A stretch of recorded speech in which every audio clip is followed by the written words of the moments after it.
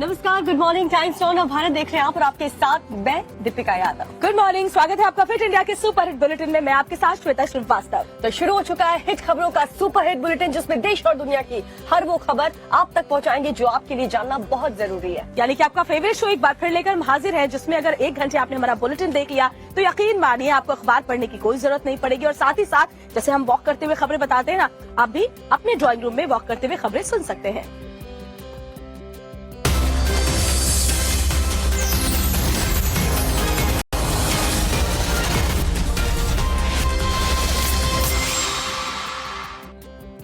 ऐसे दीपिका, ये मौसम ना बहुत बीमार करने वाला है, क्योंकि बहुत तेजी के साथ जो गर्मी है, टेम्परेचर है, वो बहुत ज्यादा बढ़ गया है। इसलिए बहुत जरूरी है कि सुबह सुबह आप थोड़ा वॉक करें, अपनी इम्यूनिटी को स्ट्रांग करें, क्योंकि देखो 7 भी नहीं बजा और ऐसा लग रहा है कि सूरज अभी से तपाने लगा है। बिल्कुल, अप्रैल का महीना चल रहा है और आधा अप्रैल बीत चुका है, लेकिन गर्मी इतनी जबरदस्त पड़ रही होगी। आप जिस भी राज्य से हमारा ये शो देख रहे हैं, आप भी अंदाजा लगा सकते हैं, क्योंकि ठंडी ठंडी हवाओं से अब एकदम से आप गर्मी की तरफ बढ़ते हुए नजर आ रहे हैं। तो ऐसे में अपनी सेहत का आपको और ख्याल रखना होगा। यूपी, एमपी और तमाम राज्य में क्या हालात है, उसको दिखाती है एक रिपोर्ट, आपको दिखाते हैं।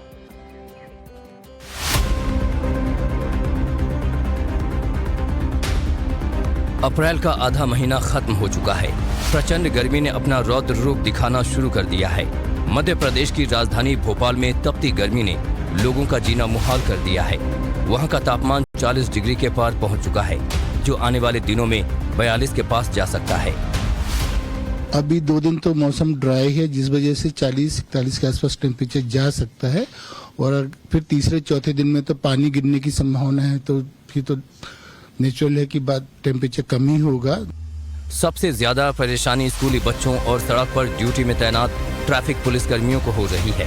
डॉक्टर्स और एक्सपर्ट्स कहते हैं कि ज्यादातर समय घर के अंदर रहिए, छांव में रहिए, लेकिन एक वर्ग ऐसा है जिसको कि 24 घंटे 7 दिन खुले मौसम में मेहनत करनी पड़ती है। वो है हमारी रक्षा करने वाले पुलिसकर्मी। हमेशा वो मैदान में डटे हुए नजर आते हैं और भीषण गर्मी के बीच वो इस समय अपनी ड्यूटी कर रहे हैं। जला देने वाली धूप में जो लोग घरों से निकल रहे हैं, वो पूरी सावधानी बरत रहे हैं। बहुत हालत खराब करके रखी गर्मी ने। हाँ, कैसे बचते हो गर्मी से? ये स्कार्फ वगैरह बांध के रखे। अब गर्मी तो फिर भी लगती है, उसका तो कुछ कर नहीं सकते हैं। पानी रखते हैं साथ में। बिहार की राजधानी पटना में भी गर्मी ने कोहराम मचा रखा है। अप्रैल में ही पारा 44 डिग्री के पास पहुंच गया है। लोगों को अब ये डर सता रहा है कि अभी ये हाल है तो मई और जून के महीने में क्या होगा। मौसम विभाग ने पटना समेत बिहार के कई शहरों में हीट वेव का अलर्ट भी जारी किया है। अप्रैल का महीना होने के कारण तो जो इफेक्टिव हीटिंग का जो आवर्स है वो 12 से 3 बजे के बीच ही होती है।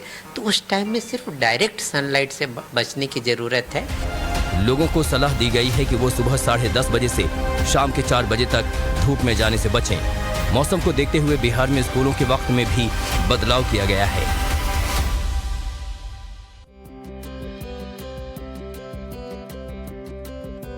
तो देखिए, बिहार में आपने हालात देखे, अभी से जो तापमान है वहाँ का वो 44 डिग्री तक पहुंच चुका है। ऐसे में बहुत जरूरी है आप अच्छा हेल्दी फूड खाते रहे और पानी ढेर सारा पीते रहे और अपनी सेहत का जरूर ख्याल रखें। और पानी जरूर पिएं, क्योंकि जब बहुत गर्मी पड़ती है, पसीना निकलता है, तो बॉडी डिहाइड्रेट हो जाती है। और इसीलिए हाइड्रेट रखने के लिए जरूरी है कि पानी का इंटेक आप बढ़ाते रहें। क्योंकि मुंबई में देखिए, मुंबई से सटे खारघर में एक समारोह हुआ जिसमें 300 लोग हीट स्ट्रोक का शिकार हो गए और कई लोगों की मौत भी हो गई। देखिए पूरी खबर इस रिपोर्ट में।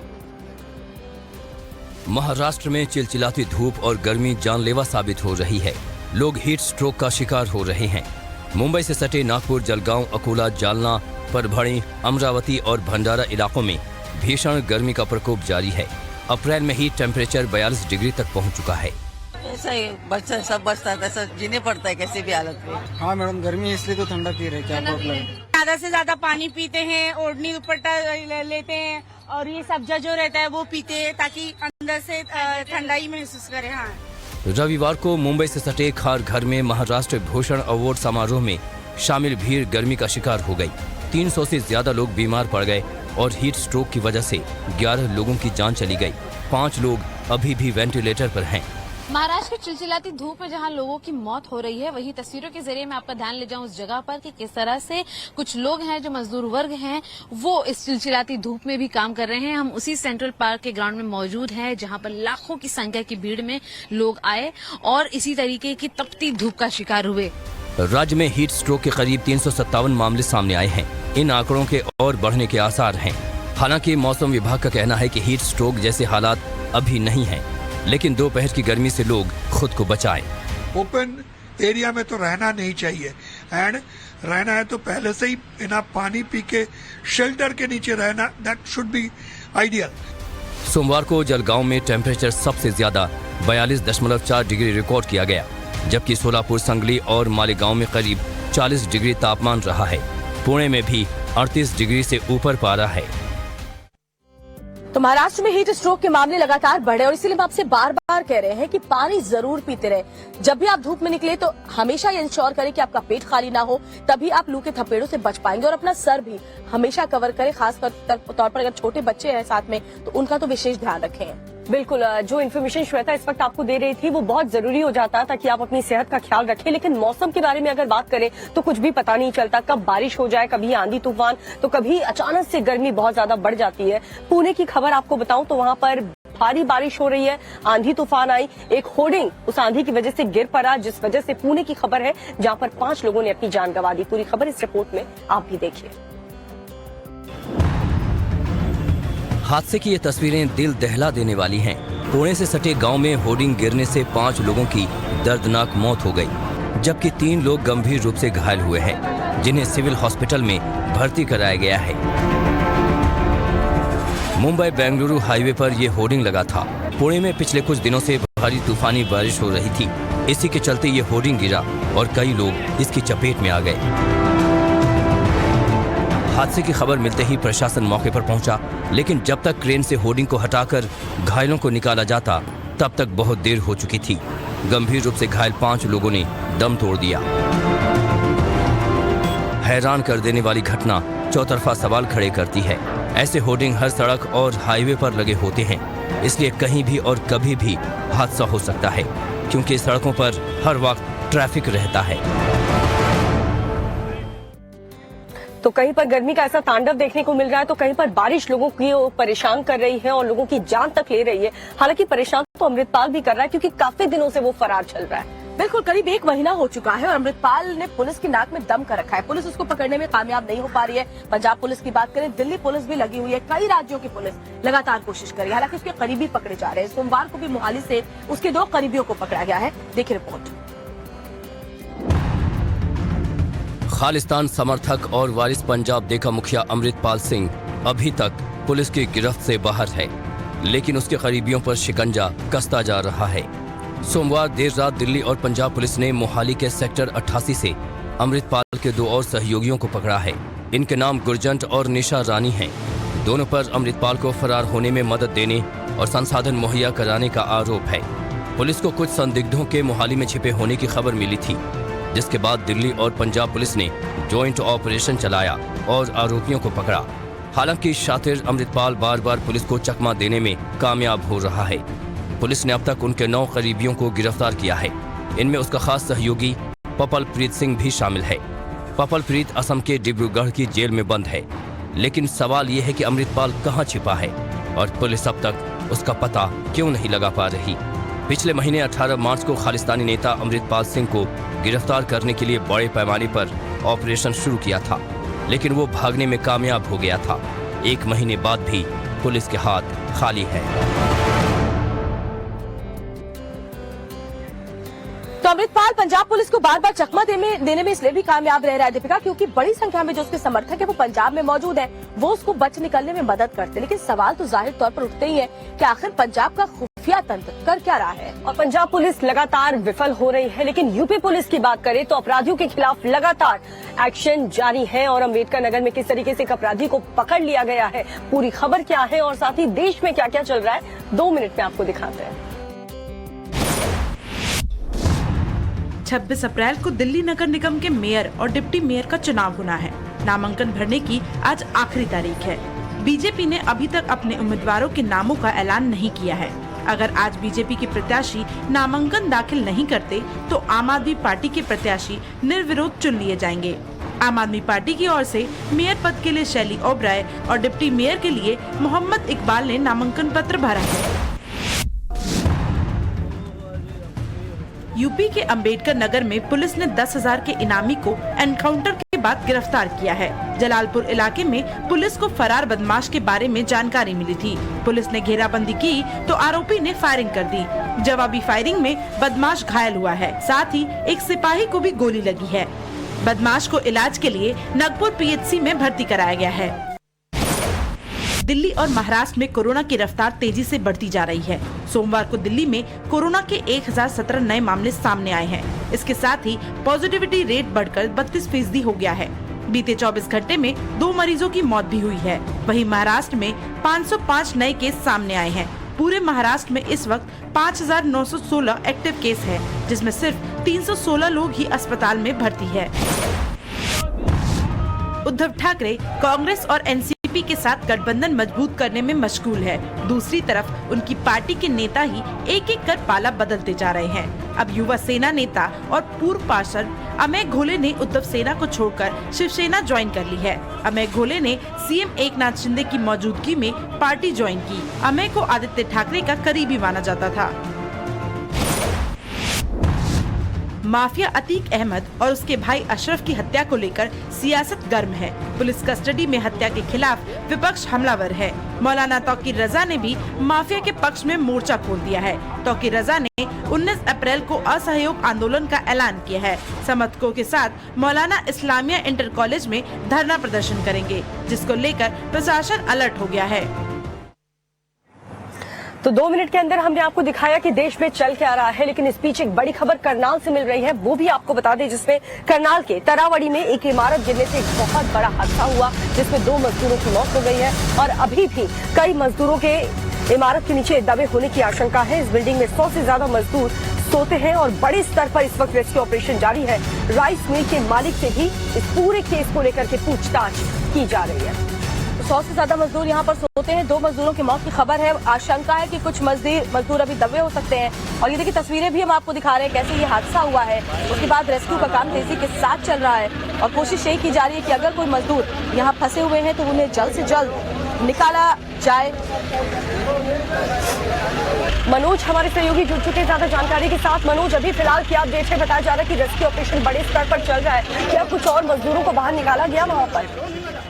जी बिल्कुल, देखिए बहुत बड़े स्तर पर एक रेस्क्यू ऑपरेशन चलाया गया है और अभी की जो सूचना है इसमें 2 मजदूरों की मौत हुई है और करीब 20 से ज्यादा जो मजदूर हैं जो यहाँ पर सो रहे थे वो घायल हुए हैं।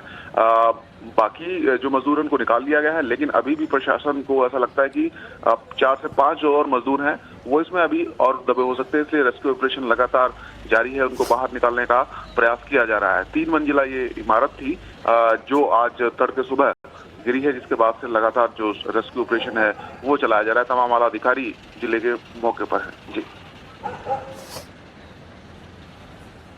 शुक्रिया आपका मनोज इस तमाम जानकारी के लिए। तो अभी रेस्क्यू का जो काम है वो तेजी के साथ चल रहा है। दीपिका, उम्मीद है कि जो मजदूर फंसे होंगे उन्हें भी बाहर निकाल लिया जाए। और ये जो बिल्डिंग है, बिल्डिंग के जो मालिक हैं उनसे भी टीम पूछताछ करने वाली है कि जब पता है कि आपको 100 से ज्यादा यहाँ पर मजदूर सोते थे तो क्यों तमाम प्रिकॉशंस नहीं लिए गए और सुरक्षा मानकों का ध्यान नहीं रखा गया, क्योंकि गरीबों को मैं देखती हूँ कि उनके जो मानवाधिकार हैं हमेशा उन्हें नजरअंदाज किया जाता है। अब देखिए एक अनाज कारोबारी को मध्य प्रदेश के नैनपुरी में किस तरीके से पुलिस कर्मियों ने पीटा है, उसका वीडियो वायरल हो रहा है। क्या है पूरी खबर इस रिपोर्ट में?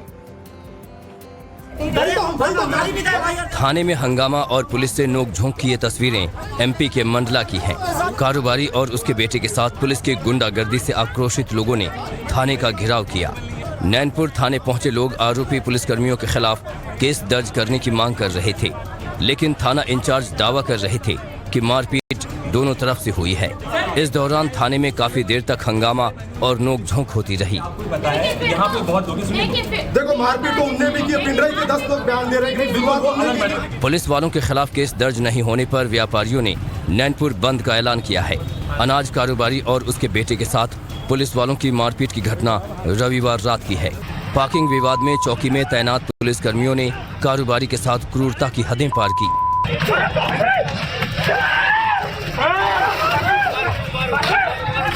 पुलिस वालों की करतूत का वीडियो सोशल मीडिया पर वायरल है। सादी वर्दी में दिख रहे पुलिस वालों ने कारोबारी को उठाकर पटक दिया और जमकर लातें मारी। बीच बचाव करने आए कारोबारी के बेटे को भी पुलिस वालों ने नहीं छोड़ा। पीड़ित कारोबारी ने एसपी से भी मामले की शिकायत की है और एफआईआर दर्ज करने की मांग की है। उसमें जो हमारे पास कंप्लेंट आई है और जो मेडिकल करवाया गया है उसमें अभी जांच चल रही है और जो भी उसमें तथ्य निकल के आते हैं उस अनुरूप उसमें कार्रवाई की जाएगी। पुलिस वालों के खिलाफ लोगों में आक्रोश है।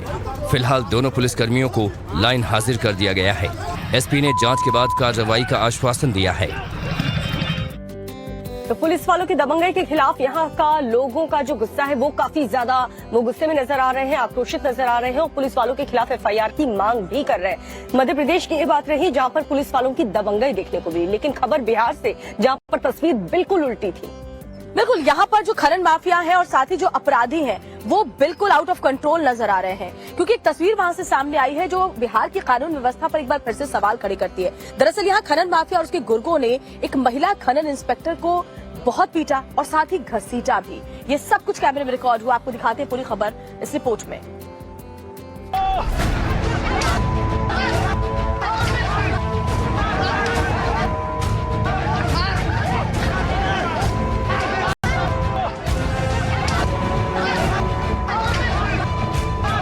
ये बिहार के सुशासन की शर्मनाक तस्वीर है। ये नीतीश तेजस्वी के दावों का दम निकालने वाली तस्वीर है।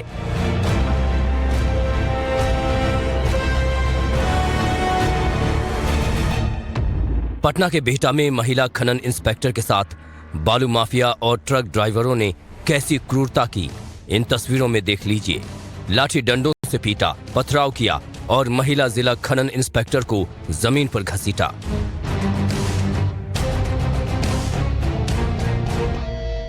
महिला खनन अधिकारी जान बचाने के लिए भागती नजर आई।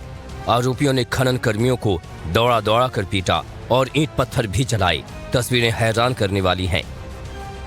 पूरी घटना का वीडियो वायरल होने के बाद हड़कंप मच गया है। पूरी घटना पटना के बिहटा थाना इलाके के परेव गांव की है, जहां बालू के ट्रकों में ओवरलोडिंग चेक करने के लिए खनन टीम पहुंची थी। इसी दौरान खनन माफिया और ट्रक ड्राइवरों ने हमला कर दिया। जो असामाजिक तत्व उनके द्वारा पथराव किया और सरकारी कार्य उसी संबंध में हम लोग के द्वारा तो सर पथराव हुआ है, घायल जी उसमें कुछ लोग घायल है। पुलिस जो ऑफिशियल्स हैं, जो डिस्ट्रिक्ट मैनेजिंग ऑफिसर, उनको भी चोट लगी है। खनन टीम ने 150 अवैध तरीके से लोडेड ट्रकों को पकड़ लिया था, जिनको छुड़ाने के लिए बालू माफिया और उनके साथियों ने तांडव किया। घटना का वीडियो वायरल होने के बाद प्रशासन और सरकार को जवाब देते नहीं बन रहा। बिहार सरकार के संज्ञान में ये बात आई है, नीतीश कुमार ने खुद जो है अफसरों को निर्देश दिया है कि एकदम चिन्हित करके उनका जो जिन लोगों का चेहरा जो है वीडियो में दिखाई दे रहा है उनको चिन्हित करके उनको पकड़िए और उनको तत्काल जो है माने उनका मामला चला करके उनको दंडित किया जाए। एसपी सिटी की अगुवाई में पुलिस आरोपियों बालू माफियाओं को पकड़ने के लिए लगातार छापेमारी कर रही है। पुलिस ने 3 एफआईआर दर्ज कर 44 आरोपियों को गिरफ्तार किया है, लेकिन इस घटना ने चौतरफा सवाल खड़े कर दिए हैं। सीएम नीतीश कुमार इफ्तार पार्टी में व्यस्त हैं और अपराधी बेखौफ होकर तांडव कर रहे हैं। तो देखा आपने, बिहार में अपराधियों और खनन माफियाओं को पुलिस का जरा सा भी खौफ नहीं है। अब वो महिला अधिकारियों को भी नहीं छोड़ रहे हैं और इसी से एक बार फिर से कहा जा रहा है कि जंगल राज बिहार में आ चुका है। हालांकि उत्तर प्रदेश में ऐसा नहीं है, वहां माफिया मिट्टी में मिलाए जा रहे हैं। माफिया अतीक अहमद और अशरफ की बात करें तो उसकी पहले ही हत्या हो चुकी है और जो गुर्गे थे वो पहले ही यूपी पुलिस द्वारा एनकाउंटर में ढेर किए जा चुके हैं, लेकिन पत्नी शाइस्ता जो फरार चल रही है और साथ ही शूटर गुड्डू मुस्लिम जिसकी तलाश अभी भी पुलिस की टीम कर रही है। एक रिपोर्ट आपको दिखाते हैं। अतीक अहमद और अशरफ की हत्या के मामले में बनाई गई न्यायिक आयोग की टीम आज से अपनी जांच शुरू कर देगी। ये जांच इलाहाबाद हाई कोर्ट के रिटायर्ड जज अरविंद कुमार त्रिपाठी की अगुवाई में हो रही है। बताया जा रहा है कि जांच शुरू करने से पहले टीम सीएम योगी आदित्यनाथ के साथ बैठक करेगी। न्यायिक आयोग सरकार को 2 महीने के अंदर अपनी जांच रिपोर्ट सौंपेगा। खबर है कि अतीक की पत्नी शाइस्ता परवीन की तलाश जल्द खत्म हो सकती है। वो जल्द प्रयागराज कोर्ट में सरेंडर करने की फिराक में है। बताया जा रहा है कि वो कई वकीलों के संपर्क में है। वहीं बमबाज गुड्डू मुस्लिम की तलाश भी तेज हो गई है। अतीक ने उसकी गोरखपुर के एक केस में जमानत कराई थी, जिसमें उसे सजा हो गई थी। उसके बाद से ही अतीक के साथ लगातार चल रहा है। उसके साथ काफ़ी बड़ी संख्या में लोग वेपन्स लेके चलते थे, उनमें से एक ये भी हुआ करता था। तो अतीक और अशरफ की हत्या की जो जांच है, न्यायिक जांच एक तरीके से उसकी शुरुआत आज से हो जाएगी, लेकिन ये जो तमाम घटनाएं घटी उससे ये बात तो साफ हो जाती है कि उत्तर प्रदेश में अब माफियाओं का राज नहीं चलेगा। हालांकि अपनी हत्या से 2 हफ्ते पहले अशरफ ने एक बात अपने वकील को बताई थी। उसने ये कहा था कि उत्तर प्रदेश के एक बड़े अधिकारी ने उसे पहले ही बता दिया है कि उस तरह से उसकी हत्या हो सकती है, धमकाया भी था। जिसके बाद उसने एक चिट्ठी लिखी थी चीफ जस्टिस ऑफ इंडिया और उत्तर प्रदेश के मुख्यमंत्री योगी आदित्यनाथ के नाम पर। अब वो चिट्ठी कहाँ है और उस चिट्ठी में क्या कुछ है, ये सब कुछ इस रिपोर्ट में। अतीक और अशरफ की मौत के बाद अब सभी की नजरें एक चिट्ठी पर आकर टिक गई हैं। बताया जा रहा है कि ये सीक्रेट चिट्ठी अशरफ की तरफ से लिखी गई थी और उसने पेशी के दौरान उसने अपने वकील को एक बंद लिफाफे में दिया था। सूत्रों से जो जानकारी निकल कर आ रही है वो ये कि तब अशरफ ने कहा था कि उसकी हत्या के बाद वो लिफाफा सीजेआई हाईकोर्ट के मुख्य न्यायाधीश और मुख्यमंत्री के पास पहुंच जाएगा। टाइम्स नाउ नव भारत के पास अशरफ की लिखी सीक्रेट चिट्ठी मौजूद है। अशरफ ने सीजेआई और सीएम योगी को ये चिट्ठी भिजवाई थी। सीक्रेट चिट्ठी पर हाथ से लिखा माननीय सुप्रीम कोर्ट ऑफ इंडिया। चिट्ठी के नीचे लिखा है अतीक अहमद पूर्व सांसद। वहीं इस हत्याकांड के बाद अतीक के रिश्तेदार खौफ में हैं। प्रयागराज में अतीक के परिजन घर छोड़कर गायब हो गए हैं। अतीक के ससुर मोहम्मद हारून के घर नव भारत की टीम पहुंची तो वहां हैरान करने वाला नजारा था।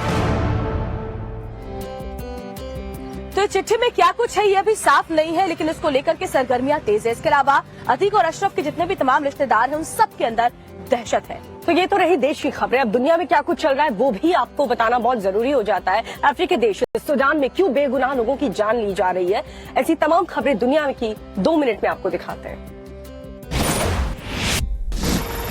उत्तर कोरिया से मिल रही चुनौतियों के बीच दक्षिण कोरिया, जापान और अमेरिका ने पूर्वी सागर में संयुक्त नौसेना अभ्यास किया। मित्र देशों ने कहा है कि उनका यह अभ्यास किसी देश के खिलाफ नहीं है, बल्कि अपनी नौसेना क्षमता को मजबूत करने के लिए किया गया है। लेकिन जिस तरह से उत्तर कोरिया ने हाल के दिनों में लगातार मिसाइल परीक्षण किया है, तीनों देशों की नेवल प्रैक्टिस किम जोंग को जवाब देने के तौर पर देखी जा रही है। सूडान में सेना और विद्रोहियों के बीच लड़ाई काफी तेज हो गई है। खार्तूम एयरपोर्ट से उठता काले धुएं का एक घना गुबार इसकी गवाही है। आग की लपटें काफी दूर तक दिख रही हैं। सूडानी सेना ने फाइटर जेट से विद्रोहियों के ठिकानों पर हवाई हमला किया। आर्मी और विद्रोहियों की लड़ाई में अब तक 97 लोगों की मौत हो गई, जबकि 670 से ज्यादा लोग घायल हो गए। रूस ने प्रशांत बेड़े में बड़ा युद्धाभ्यास किया। रूसी मरीन कॉर्प्स के जंगी जहाजों ने इसमें हिस्सा लिया। लैंडिंग जहाज निकोले विल्कोव और एडमिरल नेवलस्कॉय के साथ रूसी जवानों ने प्रैक्टिस की। इसके अलावा 72 वर्ग गाड़ियों में भी अभ्यास किया गया। रूस की इस मिलिट्री प्रैक्टिस को देखकर अंदाजा लगाया जा रहा है कि आने वाले दिनों में रूस यूक्रेन पर बड़ा हमला कर सकता है। आग का ये वीडियो जॉर्जिया का है। यहाँ पर केमिकल प्लांट में एक दिन में 2 बार आग लग गई। पहली बार दोपहर 3 बजे और फिर रात 10 बजे प्लांट में आग लगी, जिसके बाद काले धुएं का घना गुबार प्लांट से उठने लगा। आग बुझाने में फायर फाइटर्स को काफी मुशक्कत करनी पड़ी। आग किस वजह से लगी इसका पता नहीं चल पाया है। तस्वीरें चिली की राजधानी सैंटियागो की हैं। ये सभी लोग मृतक पुलिसकर्मियों के परिवार वाले हैं, जिन्होंने ये जोरदार प्रदर्शन किया। पुलिसकर्मियों पर बढ़ते हिंसा के खिलाफ इन्होंने नाराजगी जताई। बता दें कि सरकार विरोधी प्रदर्शन में पुलिस के साथ लोगों की काफी हिंसक झड़प हुई, जिसमें पुलिस के कई जवानों की मौत हो गई। बात करते हैं लॉरेंस बिश्नोई की। पंजाब के गैंगस्टर लॉरेंस बिश्नोई की मुश्किलें बढ़ती जा रही हैं, क्योंकि अब पंजाब से उसको दिल्ली लाया गया है। और आपको याद होगा बीते दिनों ही लॉरेंस गैंग पर किस तरीके से आतंकी कनेक्शन, टेरर फंडिंग का लिंक सामने आया था। इस पूरे मामले को लेकर के एनआईए की टीम अलग अलग लोकेशंस पर छापेमारी भी कर रही है और आज लॉरेंस की एनआईए कोर्ट में पेशी है। गैंगस्टर लॉरेंस बिश्नोई की मुश्किलें बढ़ने वाली हैं। आज लॉरेंस बिश्नोई को एनआईए कोर्ट में पेश किया जाएगा। सुबह 11 बजे उसकी कोर्ट में पेशी होगी। एनआईए लॉरेंस को खालिस्तानी कनेक्शन के एक मामले में पूछताछ के लिए दिल्ली लाई है और एनआईए कोर्ट से रिमांड में लेकर पूछताछ की अपील करेगी। एनआईए की टीम एक दिन पहले उस सड़क के रास्ते भटिंडा से दिल्ली लेकर आई थी। एनआईए के साथ पंजाब पुलिस की एक टीम भी बिश्नोई को छोड़ने के लिए दिल्ली पहुंची थी, जिसमें एक डीएसपी रैंक के अधिकारी भी शामिल थे। खालिस्तानी कनेक्शन के मामले में लॉरेंस बिश्नोई की कल ही अदालत में पेशी थी, लेकिन वक्त पर नहीं पहुंच पाने पर कोर्ट ने आज का वक्त दिया था, जिसके बाद अदालत के आदेश पर उसे रात में दिल्ली की तिहाड़ जेल में रखा गया। बिश्नोई पिछले 12 सालों में 36 मामलों में शामिल रहा है। उसके खिलाफ पंजाब, चंडीगढ़, हरियाणा, राजस्थान और दिल्ली में 36 आपराधिक मामले दर्ज हैं। तो एक या दो नहीं बल्कि लॉरेंस बिश्नोई के खिलाफ अलग अलग राज्य में कुल 36 आपराधिक मामले पहले से ही दर्ज हैं और आज लॉरेंस बिश्नोई की क्योंकि कोर्ट में पेशी होनी है, इसलिए उसे भटिंडा से तिहाड़ जेल शिफ्ट कर दिया गया। और इधर शिफ्टिंग की अगर बात हो रही है तो माफिया अतीक अहमद के तीनों हत्यारों को प्रयागराज की नैनी जेल से प्रतापगढ़ जेल शिफ्ट किया जा रहा है। और क्यों ये एक्शन लिया जा रहा है आपको इस रिपोर्ट में दिखा देते हैं। अतीक और अशरफ की हत्या के तीनों आरोपियों को नैनी जेल से प्रतापगढ़ जेल ट्रांसफर कर दिया गया है। बताया जा रहा है कि सुरक्षा के मद्देनजर प्रशासन ने उन्हें दूसरी जेल में शिफ्ट किया है। तीनों आरोपियों को प्रयागराज की नैनी जेल से प्रतापगढ़ जेल लाया गया है। दरअसल रविवार की शाम तकरीबन 6 बजे के आसपास स्पेशल रिमांड कोर्ट के सामने इन तीनों आरोपियों को पेश किया गया था, जहां से 14 दिन की न्यायिक अभिरक्षा में इन्हें प्रयागराज की इसी नैनी जेल में रखा गया था। लेकिन अब सुरक्षा कारणों का हवाला देकर इन सभी आरोपियों का जेल ट्रांसफर कर दिया गया है और अब उन्हें यहाँ से यानी तकरीबन 60 किलोमीटर दूर प्रतापगढ़ जेल में रखा जाएगा। दरअसल नैनी जेल की अगर बात करें तो नैनी जेल में अतीक अहमद के दूसरे बेटे अली समेत उसके जो तमाम गुर्गे हैं वो यहां पर पहले से ही बंद हैं। दरअसल नैनी जेल में अतीक का बेटा अली और उसके गैंग के कई अपराधी बंद हैं, लिहाजा प्रशासन को तीनों आरोपियों पर जानलेवा हमले का डर है। दूसरी तरफ हत्याकांड में शामिल शूटर लवलेश तिवारी के परिजन भी घर से गायब हो गए हैं। सूत्रों के मुताबिक सुरक्षा के मद्देनजर आरोपी के परिजन को कहीं और शिफ्ट कर दिया गया है। परिवार की सुरक्षा के लिए एक सब इंस्पेक्टर और 4 सिपाहियों की तैनाती की गई थी। रविवार तक घर के बाहर पुलिस मौजूद थी, लेकिन सुबह परिवार गायब हो गया। पुलिस अधिकारी भी लवलेश के परिजनों के लापता होने के मुद्दे पर चुप्पी साधी है। तो अतीक और अशरफ की हत्या की इस मामले की जांच आज से न्यायिक आयोग भी शुरू कर रहा है और इसके अलावा माफिया ब्रदर्स की हत्या का ये पूरा मामला सुप्रीम कोर्ट भी पहुंच चुका है। सुप्रीम कोर्ट में आज एक और केस के बारे में सुनवाई होने वाली है। काफी अहम ये केस है। दरअसल समलैंगिक विवाह को लेकर के पूरे मामले में आज सुनवाई होने वाली है। इस पर केंद्र सरकार की राय क्या है, समलैंगिक क्या मांग कर रहे हैं, इस रिपोर्ट में देखिए। समलैंगिक विवाह मामले में आज का दिन बेहद अहम है। सुप्रीम कोर्ट की संवैधानिक बेंच आज इस मामले में सुनवाई शुरू करेगी। दूसरी तरफ केंद्र सरकार ने कोर्ट में समलैंगिक विवाह को कानूनी रूप से वैध ठहराने की अपील करने वाली सभी याचिकाओं का विरोध किया है और उन पर सवाल उठाए हैं। केंद्र ने हलफनामा दायर कर सभी याचिकाओं को खारिज करने की मांग की है। केंद्र की तरफ से कहा गया है कि शादियों पर फैसला सिर्फ संसद ही ले सकती है, सुप्रीम कोर्ट नहीं। चलिए पहले आपको बता देते हैं कि समलैंगिकों की मांग क्या है। याचिका में मांग की गई है कि समलैंगिकों को विवाह की अनुमति दी जाए, अपनी पसंद के व्यक्ति से शादी करने का अधिकार LGBTQ को दिया जाए। स्पेशल मैरिज एक्ट 1954 को जेंडर न्यूट्रल बनाने की भी मांग है। वहीं केंद्र और कई राज्य सरकार इस मांग के खिलाफ है। केंद्र ने समलैंगिक विवाह को भारतीय परिवार की अवधारणा के खिलाफ बताया है। समलैंगिक विवाह की तुलना भारतीय परिवार के पति पत्नी से पैदा हुए बच्चों की अवधारणा से नहीं की जा सकती। समलैंगिक विवाह को मान्यता नहीं दी जा सकती क्योंकि उसमें पति और पत्नी की परिभाषा जैविक तौर पर दी गई है। समलैंगिक विवाहों को कानूनी मान्यता देने से गोद लेने, तलाक, भरण पोषण, विरासत आदि से संबंधित मुद्दों में बहुत सारी परेशानियां पैदा होंगी। चलिए देश की बड़ी खबरों के बाद आपको दिखाते हैं कुछ वायरल वीडियोस। बिल्कुल, आपको ये भी दिखाते हैं कि पुलिस कब्रिस्तान में भूतों की तलाश क्यों कर रही है और साथ ही एक लड़की के साथ बिल्लियां कैसे बैडमिंटन खेल रही हैं। इसके अलावा वायरल की दुनिया में क्या कुछ है खास, सिर्फ 2 मिनट में। सोशल मीडिया पर वायरल इस फनी और डरावने वीडियो को देखिए। 2 पुलिसकर्मी कब्रिस्तान में बदमाश की तलाश कर रहे होते हैं, तभी कब्रिस्तान के बीच एक डरावनी चीख सुनाई देती है, जिसके बाद दोनों पुलिसकर्मी अपनी जान बचाकर वहां से भाग खड़े हुए। सोशल मीडिया पर यह वीडियो खूब वायरल हो रहा है। वीडियो को देख यूजर्स तरह तरह के कमेंट्स कर रहे हैं।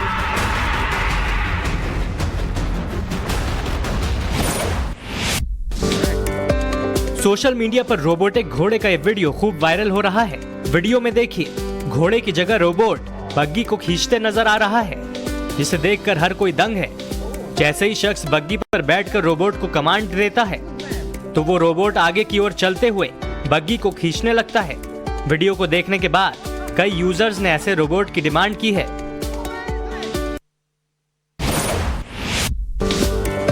क्या आपने कभी किसी जानवर को बैडमिंटन खेलते हुए देखा है? अगर नहीं तो अब देख लीजिए, एक लड़की के साथ 3 बिल्लियां बैडमिंटन खेल रही हैं। लड़की के हाथ में बैडमिंटन का रैकेट है, उसके साथ वहीं 3 बिल्लियां भी खड़ी दिखाई देती हैं। लड़की जैसे ही शटल को हिट करती है, वैसे ही बिल्ली अपने हाथों से वापस हिट करती है। बाकी की 2 बिल्लियां हिट करने के लिए कूदती हैं।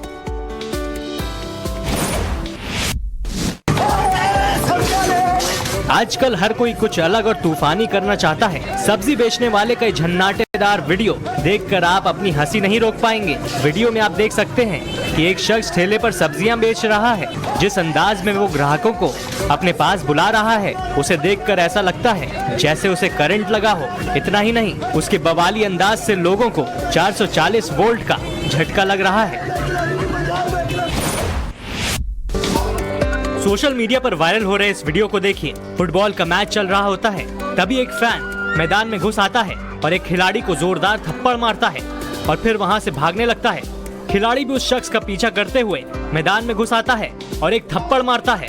शख्स मैदान में गिर जाता है। मौके पर पहुंचे सुरक्षा कर्मी शख्स को हिरासत में ले लेते हैं। इस वीडियो पर यूजर्स मजेदार कमेंट्स कर रहे हैं। तो ये वो कुछ तमाम वायरल वीडियोस थे जो सोशल मीडिया में बहुत लाइक किए जा रहे हैं। इसके अलावा एमपी के चंद्रपुर से एक टाइगर फैमिली का वीडियो भी खूब वायरल हो रहा है दीपिका। जी हाँ, वहाँ पर देखिए एक बाघिन थी, उसे गर्मी का मौसम है तो गर्मी काफी लग रही थी, तो अपने शावकों को लेकर के वो पानी में चली गई। एक मजेदार वीडियो इसका भी आपको जरूर देखना चाहिए। भीषण गर्मी और लू के थपेड़ों से बचने का इससे अच्छा तरीका नहीं हो सकता। शावकों के साथ बाघिन ने पानी में ही डेरा डाल दिया। नाली के पानी में शावक जमकर मस्ती और उछलकूद करते दिख रहे हैं। टाइगर फैमिली का ये वीडियो महाराष्ट्र के चंद्रपुर का है। इंसान हो या जानवर, गर्मी तो सभी को लगती है। इस वक्त महाराष्ट्र में पारा 40 डिग्री से ऊपर जा पहुंचा है। तेज धूप लोगों को झुलसा रही है। इंसान तो लू के थपेड़ों से बचने के लिए एसी कूलर का सहारा ले सकते हैं, लेकिन जंगली जानवर क्या करें? उन्हें तो बस पानी का ही सहारा है। चंद्रपुर के ताड़ोबा में बाघिन बबली से जब गर्मी बर्दाश्त नहीं हुई तो शावकों को लेकर वो सीधे पानी में जा पहुंची। 28 सेकंड के इस वीडियो में आप शावकों को नाली के पानी में जमकर मस्ती करते देख सकते हैं। बाघिन और उसके शावकों का ये वीडियो सोशल मीडिया पर तेजी से वायरल हो रहा है। देखिए, जानवर हो, पशु पक्षी हो या फिर मनुष्य हो, हर किसी को अप्रैल के महीने की ये प्रचंड गर्मी काफी ज्यादा परेशान कर रही है। वैसे इस ग्लोबल वार्मिंग में क्लाइमेट चेंज को लेकर के कुछ भी प्रिडिक्ट करना ना आसान नहीं है दीपिका, क्योंकि एक तरफ जहाँ कई राज्यों में भीषण गर्मी पड़ रही है, वहीं हैदराबाद में कल अचानक से बारिश हो गई और ओले गिरने शुरू हो गए। देखिए रिपोर्ट। देश में मौसम भी इन दिनों गजब फिरकी ले रहा है। कहीं भीषण गर्मी है तो कहीं ओले गिर रहे हैं। गर्मी और बारिश की ये 2 तस्वीरें देख लीजिए। मार्च के आखिरी हफ्ते तक दिल्ली, राजस्थान समेत कई राज्यों में बारिश और ओलावृष्टि हो रही थी, लेकिन इस वक्त पूरा उत्तर भारत भीषण गर्मी और लू के थपेड़ों से झुलस रहा है। वहीं दूसरी तरफ हैदराबाद में सोमवार की शाम तेज बारिश के साथ ओले पड़े। मार्केट में ओले इस कदर बिछ गए जैसे कि बर्फबारी हुई हो। हैदराबाद सिटी में शाम को अचानक मौसम बदला और देखते ही देखते बारिश शुरू हो गई। बारिश के साथ जब ओले पड़ने लगे तो लोग हैरान रह गए।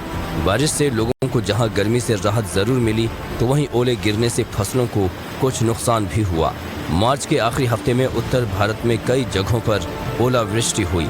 एमपी, राजस्थान और यूपी के कई इलाकों में इतने ज्यादा ओले गिरे कि गेहूं की फसल बर्बाद हो गई। मौसम का पल पल बदलता मिजाज बीमारियों को बढ़ावा देने वाला है, लिहाजा सतर्क रहने की जरूरत है।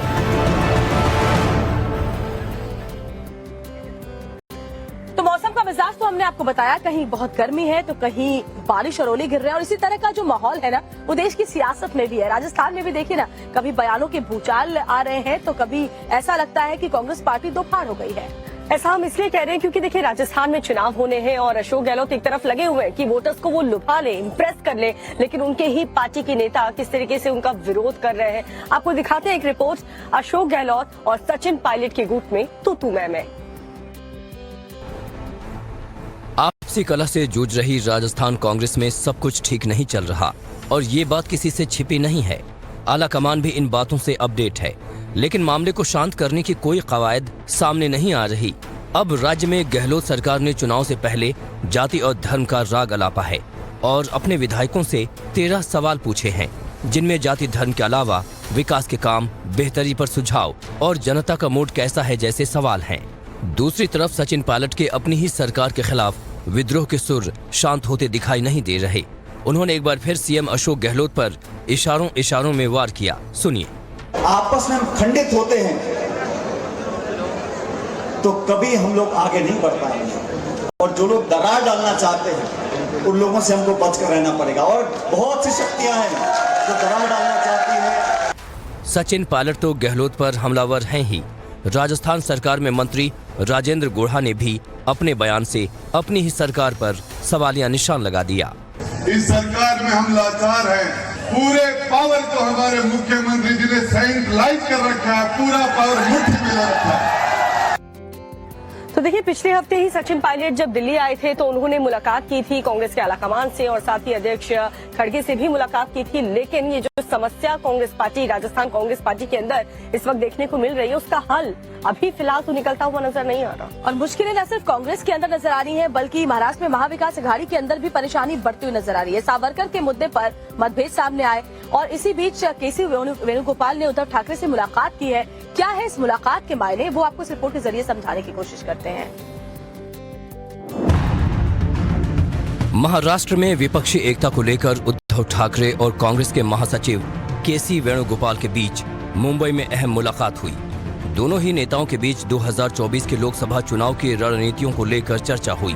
महाअघाड़ी में बढ़ी टेंशन के बीच ये मीटिंग बेहद अहम है।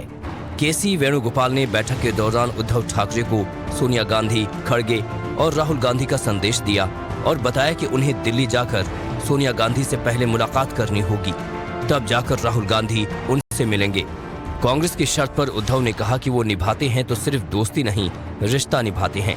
आगे की लड़ाई में उन्होंने कांग्रेस और अपनी पार्टी के साथ होने का भी दावा किया और अपने बयान से एकजुटता दिखाने की कोशिश की। वैसी तो बात अपनी होती रहती है। सोनिया जी के साथ भी बात हुई है, राहुल जी से हुई है, खड़गे साहब का भी फोन आता रहता है, हम भी बातें करते रहते हैं। लेकिन आप आए और आप ही ने स्पष्ट शब्दों में कहा तो मैं आपको धन्यवाद देना चाहता हूं। और मैं भी हमारी ओर से कहता हूं कि हम जब दोस्ती निभाते हैं तो सिर्फ दोस्ती नहीं रहती, एक रिश्ता होता है, जो हमने 25-30 साल बीजेपी के साथ निभाया था। माना जा रहा है कि वेणुगोपाल और उद्धव ठाकरे की ये मुलाकात मतभेदों को सुलझाने के लिए ही रखी गई थी। जल्द ही राहुल भी उद्धव से मुलाकात के लिए आ सकते हैं। तो देश दुनिया की तमाम बड़ी खबरें हम लगातार आपको दिखा रहे हैं, लेकिन दीपिका, एंटरटेनमेंट वर्ल्ड में क्या चल रहा है? एंटरटेनमेंट वर्ल्ड में क्या चल रहा है ये हम आपको दिखाएंगे, क्योंकि बाबा सिद्दीकी की इफ्तार पार्टी में ऐसा लग रहा था बॉलीवुड का मेला लग चुका है और दूसरी तरफ उर्फी जावेद को किसने जान से मारने की धमकी दी है। एंटरटेनमेंट जगत की ऐसी तमाम खबरें 2 मिनट में। पूर्व विधायक बाबा सिद्दीकी और उनके बेटे जीशान सिद्दीकी ने मुंबई के बांद्रा में ताज लैंड्स एंड में अपनी इफ्तार पार्टी रखी, जिसमें बॉलीवुड समेत टीवी इंडस्ट्री के तमाम सितारों ने शिरकत की। सलमान खान, सलीम खान, शहनाज गिल, हुमा कुरैशी, इमरान खान और डेविड धवन सहित कई सेलेब्स ने इस रॉयल इफ्तार पार्टी में शिरकत की। अक्सर अपने कपड़ों को लेकर सुर्खियों में रहने वाली जावेद उर्फी एक बार फिर चर्चा में है, लेकिन इस बार उर्फी सुर्खियों में अपने पहनावे की वजह से नहीं है, बल्कि धमकियों की वजह से है। इसका खुलासा खुद उर्फी जावेद ने सोशल मीडिया पर किया है। उर्फी जावेद ने थाने में शिकायत दर्ज करवाई है। उर्फी ने बताया है कि उसके पास मेरी कार का नंबर है और वो शख्स मुझे जान से मारने की धमकी दे रहा है। का 21 अप्रैल को रिलीज होने वाली फिल्म किसी का भाई किसी की जान को लेकर फैंस बेहद एक्साइटेड हैं। उन पर फिल्म का सुरूर इस कदर चढ़ा हुआ है कि एडवांस बुकिंग 4 दिन पहले ही शुरू हो चुकी है। 100 करोड़ रुपए से बनी सलमान खान की फिल्म किसी का भाई किसी की जान ने एडवांस बुकिंग में ही करोड़ों कमा लिए हैं, तो वहीं फिल्म का ट्रेलर सोशल मीडिया पर तहलका मचा रहा है।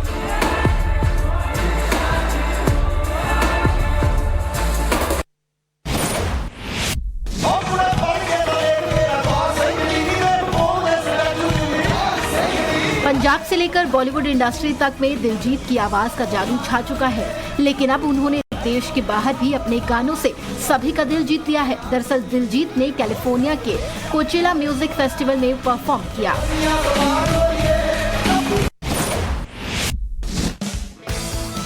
श्रीलंका के स्पिन गेंदबाज मुथैया मुरलीधरन पर बनने वाली बायोपिक का ऐलान कर दिया गया है। फिल्म का पहला मोशन पोस्टर भी रिलीज किया गया है। फिल्म का नाम 800 द मूवी होगा। मुरली के दीवानों को इस फिल्म का काफी वक्त से इंतजार था। लंबे वक्त से इसकी चर्चा भी की जा रही थी। फिल्म में मुथैया मुरलीधरन का किरदार अभिनेता मधुर मित्तल निभाने वाले हैं। उनका फर्स्ट लुक भी जारी किया गया है। मधुर इससे पहले फिल्म स्लमडॉग मिलियनेयर के लिए काफी तारीफें बटोर चुके हैं। तो फिल्मी दुनिया की खबरों के बाद आपको फिट इंडिया की सुपरहिट बुलेटिन में एक और दिलचस्प खबर हम दिखाते हैं। दरअसल गुजरात के पाटन में भजन कीर्तन में नोट बरसाए गए हैं। वैसे ऐसी तस्वीरें गुजरात में नई नहीं है जब इस तरह से भजन कीर्तन में नोट बरसाए जाते हो, लेकिन इस बार खास बात ये रही कि यहाँ नोट के साथ साथ चपातियां भी रखी गई थी। 1 मिनट की इस रिपोर्ट में पूरी खबर देखिए।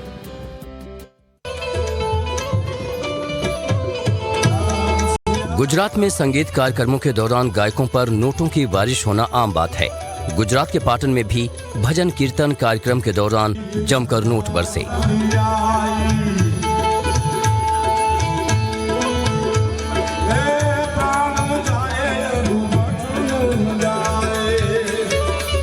सोशल मीडिया पर ये वीडियो खूब वायरल हो रहा है।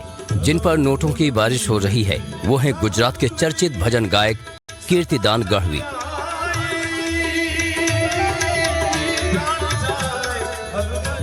वैसे तो इन पर आए दिन कार्यक्रम में लाखों रुपए बरसाए जाते हैं, लेकिन इस बार इस कार्यक्रम की खास बात ये रही कि यहाँ पर चपातियां भी नोटों के साथ रखी गई। बताया गया कि कार्यक्रम के दौरान लोगों ने जो चपातियां जमा की उनकी संख्या करीब 50,000 थी। इन 50,000 चपातियों का इस्तेमाल गायों का पेट भरने के लिए किया गया। भक्ति भाव का वीडियो सोशल मीडिया पर काफी वायरल हो गया है। प्रधानमंत्री नरेंद्र मोदी भी अब इस बच्चे के काफी मुरीद हो गए हैं। पीएम मोदी ने इस बच्चे का वीडियो भी अपने फेसबुक अकाउंट पर शेयर किया है। बच्चा जिस तरह से भजन गा रहा है उसने ट्रेन में बैठे आसपास के लोगों का भी दिल जीत लिया। सोशल मीडिया के यूजर्स लिख रहे हैं कि ये तस्वीर एक भारत श्रेष्ठ भारत के सपने को साकार कर रही है।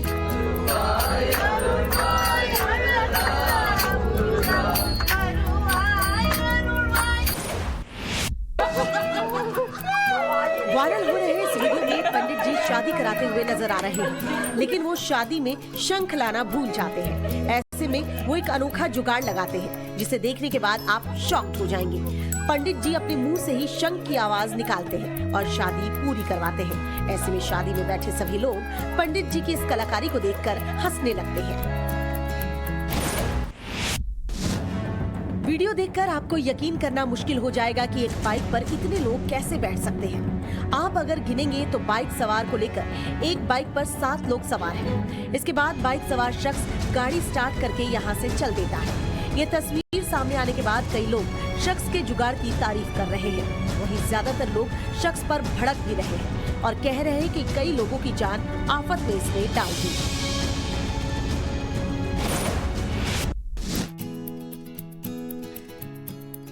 मैरी तिमारा है जो पेशे से एक मॉडल है। उसने ये वीडियो अपने परिवार के सदस्यों के साथ शेयर की है। इस वीडियो में सबसे कम हाइट उसके पिता की है जो 6 फीट 3 इंच के हैं। ऐसे में आप खुद ही इस बात का अंदाजा लगा सकते हैं कि बाकी सभी की हाइट कितनी अधिक होगी, जबकि मॉडल की खुद की हाइट 7 फीट के आसपास है और उसकी माँ की हाइट 7 फीट 6 इंच है।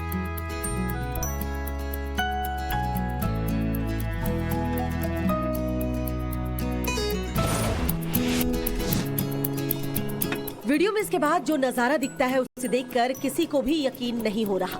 जिस शेर को देखकर जंगल के सभी जानवर डरकर भाग जाते हैं, पानी में रहने वाला छोटा सा जीव उसी शेर को आंखें दिखाने पहुंच जाता है। आप देख सकते हैं कि कछुआ शेर से भिड़ जाता है और वो उसे पानी नहीं पीने देता। जितनी भी बार शेर पानी पीना चाहता है, कछुआ उतनी बार उसे परेशान करता है और उसके मुंह पर हमला कर देता है।